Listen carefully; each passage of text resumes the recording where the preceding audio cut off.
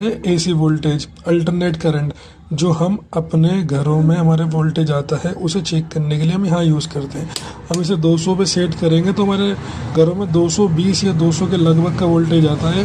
अगर हमें AC current alternate current कम या ज़्यादा चेक करना है तो हम उस अपने अकॉर्डिंग इसके हिसाब से हम सेट कर सकते हैं। अगर हम मिली में चेक करना है अल्टरनेट करंट तो हम यहाँ मिली पर सेट कर देंगे।